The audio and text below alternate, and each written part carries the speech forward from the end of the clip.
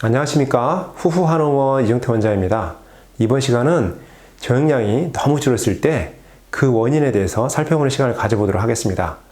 갑작스럽게 저역량이 줄게 되면 많은 분들이 걱정을 하게 됩니다. 혹시 내 성기능에 문제가 생긴 건 아닐까? 아니면 내 건강상에 문제가 있는 건 아닐까 하고 말이죠. 그래서 오늘은 그 원인을 한번 살펴볼까 하는데요. 저역량이라고 하는 일종의 체액이죠. 이 체액이 줄을 경우에는 크게 두 가지라고 보시면 됩니다. 첫 번째는 이제 소모량이 너무 많은 경우, 두 번째는 생산량이 너무 적어진 경우, 이 두 가지로 요약을 해볼 수가 있죠. 그래서 이제 이 소모량이 많아지는 경우랑 그 다음에 이 생산량이 줄어드는 경우를 각각을 한번 나누어서 한번 생각을 해보겠습니다. 자, 첫 번째는 이제 이 소모량이 많아지는 경우인데, 이 소모량이 많아진 경우는 가장 흔한 경우가 이제 사정이 많은 경우죠. 정액은 사정을 통해서 배출이 되니까 말이죠. 사정이 많아지는 경우는 두 가지입니다. 청소년이나 우리 파트너가 없는 청년들 같은 경우는 이제 아무래도 자위가 너무 많아서 그럴 수 있고요. 또 파트너가 있는 분들은 이제 성관계 빈도가 너무 많아서 그럴 수 있겠죠. 이제 이런 부분들이 이제 같이 병행이 되는 분들도 있어요. 성관계도 많이 하는데 게다가 또 자위까지 추가로 많아지는 경우도 있죠. 우리 정액이라고 하는 것은 뭐 정액뿐만 아니라 모든 체액이 다 마찬가지인데요. 한번 소모가 되면 이 소모된 체액이 다시 생산이 되는데 일정한 시간이 소요가 됩니다. 그리고 그 시간 동안은 다시 재차 소모를 하지 않아야만 충분한 양이 만들어지게 되고, 그래서 이제 다음번에 우리가 소모할 때는 넉넉한 양이 이제 바깥으로 배출이 가능해지는 거죠. 뭐 당연한 얘기겠지만 우리 어린 시절에 보면 사정을 하루에 여러 번 하게 되는 경우도 있습니다. 한 3번 정도를 만약 하게 된다 그러면 첫 번째 경우는 양이 되게 넉넉해요. 그런데 두 번째, 세 번째로 갈수록 그 양이 현저히 줄게 되죠.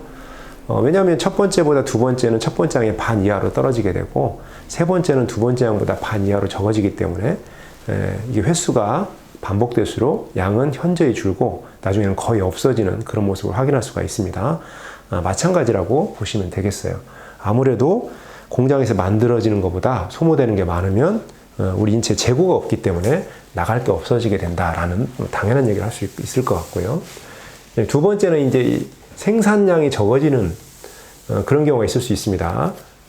이 생산량이 적어진다는 건 생산 기능이 떨어진다는 얘기도 해요. 그러면 이제 이 생산 기능이 어떻게 해서 떨어지는지를 살펴야 되는데, 그럼 일단 이제 정액의 조건, 구성 요건에 대해서 먼저 한번 살펴볼 필요가 있어요. 정액은 세 가지로 구성이 되어 있습니다. 하나는 정자고요. 하나는 정낭액, 그 다음에 전립선액. 이렇게 세 가지로 구성이 되어 있습니다. 정자는 1에서 3%, 전체 정액의, 정낭액은 70%, 전립선액이 25%를 차지합니다. 자, 이 정낭액하고 전립선액이 전체 정액의 95%를 차지하죠. 자, 그렇기 때문에 우리가 사정을 했는데, 정액이 왜 이렇게 많이 줄었지? 라고 했을 때는 결국은 이 정낭액이나 전립선액이 많이 줄었다는 뜻을 의미합니다.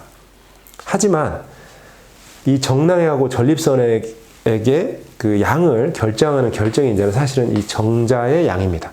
왜냐하면 이 정낭액과 전립선액의 역할 자체가 이 정자를 보호하고 또 이동을 원활하게 하고 이동 과정에서 정자에게 영양물질을 제공하는 역할을 하거든요. 그렇기 때문에 정자량이 많으면 당연히 정낭액이나 전립선액 같은 부수액들이 많아질 수밖에 없고, 정자의 양이 줄거나 적으면 당연히 정낭액이나 전립선액도 좀 적어질 수밖에 없는 그런 인과관계를 갖는다라고 설명드릴 수 있겠습니다. 그래서 무엇보다 중요한 건 1차적으로는 정자량이 넉넉하고 많아야 된다는 거고요.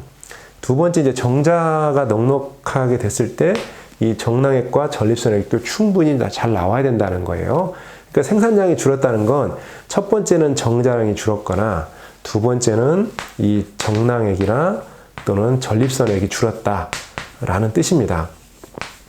그러면 얘네들이 줄었다는 것은 정자를 생산하는 어떤 기관, 또 정낭액과 전립선액을 만들어내는 그 기관의 기능과 역할이 떨어졌다라고 이렇게 우리가 말씀을 드릴 수 있겠죠. 자, 그럼 이제 그 부분을 한번 살펴보도록 하겠습니다. 결국은 생산량이 줄었다는 건 정자를 만드는 기관의 역할, 또 전립선이나 정낭의 기능이 떨어졌다는 뜻인데, 자, 이 정자는요, 정자를 만드는 공간은 어디입니까? 네, 고환입니다. 고환에서 정자를 만드는데, 고환에서 정자를 만들려면 선행적으로 우리 뇌에 있는 뇌하수체에서 반드시 신호가 내려와야 됩니다. 어떤 신호냐면, 자, 성선을 자극하는 호르몬이 발생해서 고환이라는 성선을 자극을 해줘야 돼요. 그러면 고환에서 두 가지 변화가 생깁니다. 첫째는 이제 정자가 만들어지게 되죠. 그 다음에 남성 호르몬이 고환에서도 만들어집니다.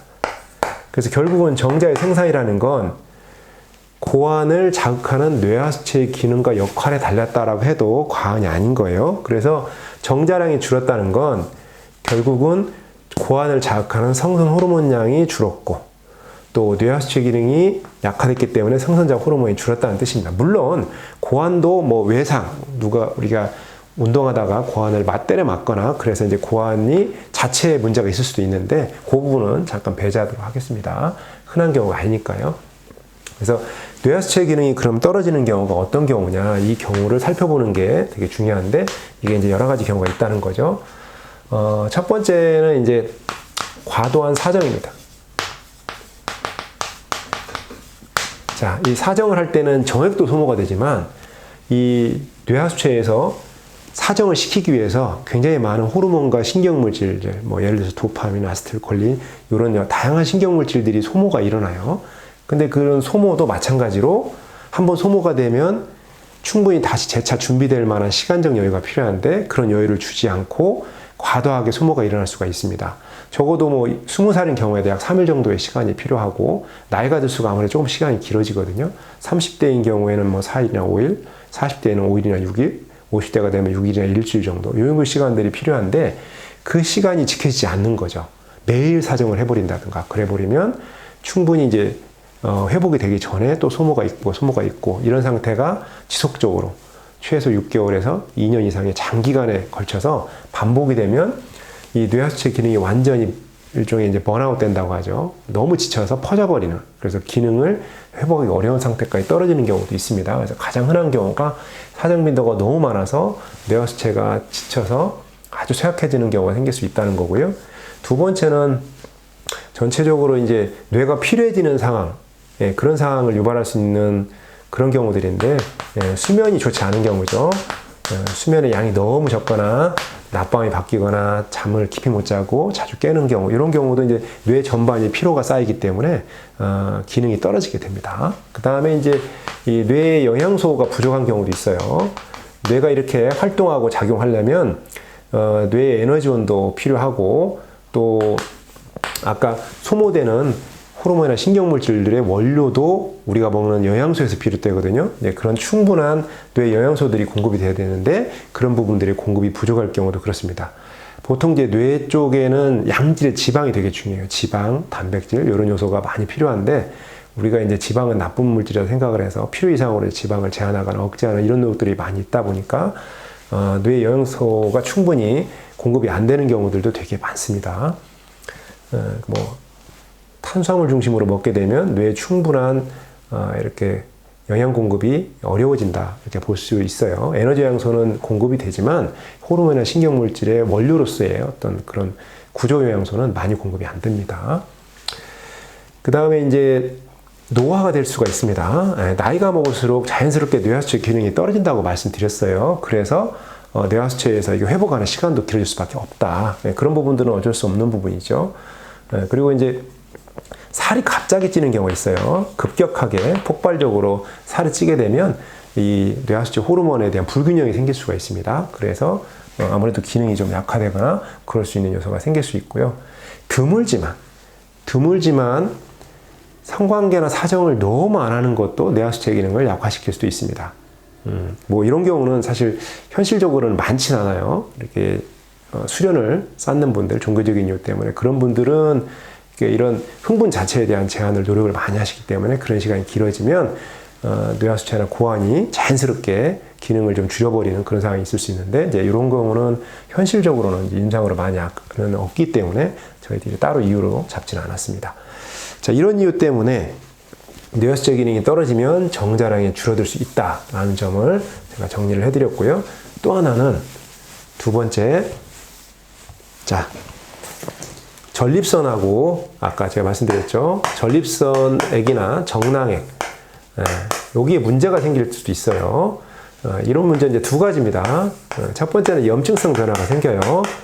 전립선이나 정낭이 붓고 충혈되는 겁니다. 그러면 이 선조직이 부어버리거나 또는 상처로 인해서 자잘한 손상이 오게 되면 어때요? 선조직의 기능이 떨어질 수밖에 없죠. 그러니까 당연히 전립선액이나 정낭액 같은 이런 그 양들이 감소할 수밖에 없다라는 거고요.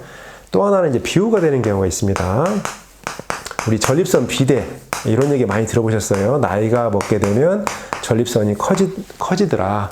근데 이 커진다는 뜻이 좋은 뜻은 아니고 전립선의 선조직이 지방조직으로 치환되는 현상이에요. 그러면 전립선 선조직이 갖고 있는 원래의 기능과 역할을 잃어버려요. 그러면서 아무래도 전립선액을 만드는 그 기능이 약화되면서 전립선액 자체가 많이 줄어들게 됩니다. 그리고 전립선 자체의 수축과 이완 능력도 많이 떨어지기 때문에 사정할 때 사출감도 충분하지가 않죠. 그러면서 저행량이 즉 전립선하고 정맥 중심으로 현저히 줄어드는 문제가 생길 수 있습니다. 이렇게 해서 정리를 해봤고요. 그래서 저행량이 줄어드는 경우는 이런 소모가 너무 많거나 아니면 생산량이 너무 줄어서 그렇구나 라고 정리해 볼 수 있는데 이 두 가지는 서로 상호작용을 해요. 그러니까 이제 같이 일어나는 경우가 많다는 거죠. 예를 들어서 내가 나이가 먹었어요. 그러면 생산성이 자연스럽게 줄어든다고 했잖아요. 그런데 내가 한 40이나 50이 됐는데 과거처럼 소모하고 싶어요. 내가 20대나 이때는 일주일에 2번이나 3번씩 성관계를 하거나 자유를 해도 아무런 문제가 없었어요. 충분한 양이 잘 나왔거든요. 그런데 그런 습관적 기억이 있는데 내가 벌써 나이가 40 후반 50이 됐어요. 그런데도 그 빈도대로 해버리면 어떻게 되겠어요? 상대적으로 자주 하는 거겠죠. 지금의 나는 20대처럼 그렇게 빠르게 정액을 만들 수 없는 입장인데 예전의 주기대로 사정을 해버리면 상대적으로 내가 소모가 많은 상태가 될 수밖에 없다는 거고요. 그리고 이제 앞서도 설명을 드렸지만 이 소모 자체가 많아지면 생산량의 약화도 불러올 수 있다. 그래서 이 두 요소는 상호작용을 한다라고 말씀드릴 수가 있고, 그리고 또 한편으로 이제 이런 점들이 궁금하실 거예요. 그러면 이렇게 줄어든 저행량은 다시 회복할 수가 있나요? 물론이죠. 다시 회복시킬 수 있습니다. 왜냐하면 원인이 있죠. 인과관계가 있었습니다. 소모량이 일단 많았다. 그럼 줄여야 되겠죠. 한동안은 내 빈도를 좀 휴식을 줘야 돼요. 공장이 좀 돌아가서 저행량을 만들 수 있는 그 시간적인 여유를 첫 번째는 줘야 되겠죠. 금욕을 좀 해서 또는 이제 사정하는 빈도를 조금 여유를 많이 주는 게 첫 번째는 필요할 거고요. 두 번째는 아까 말씀드린 것처럼 이제 잠도 좀 충분히 잘 자고 또 여러 가지 영양소 조건들 이런 것도 좀 많이 섭취하고 또 이게 너무 현저해서 기능적으로 너무 약화됐다 그러면 의학적인 도움을 좀 받으셔도 됩니다. 우리 천연물 중에는 이런 뇌하수체 기능 이런 것들을 회복시킬 수 있는 좋은 성분을 가진 이런 약재들 되게 많습니다. 그리고 실제 우리가 이제 먹는 식품들에도 이런 요소들이 되게 많아요. 그래서 그런 부분들을 잘 갖춰서 드시고 또 이제 뭐 체중 관리나 이런 걸 이용해서 가볍게 운동도 좀 하시고 그러면 얼마든지 회복할 수가 있습니다. 충분히 대부분의 경우에는 회복의 여지가 많은 상황이기 때문에 이런 부분들의 인과관계를 좀 이해하시고 노력하시면 얼마든지 예전의 모습 가까이 회복하실 수 있다는 점을 끝으로 해서 오늘 이 강의를 정리를 하도록 하겠습니다. 오늘은 저행량이 너무 적어졌을 때 그 원인이 되는 여러 요소들을 살펴보는 시간이었습니다.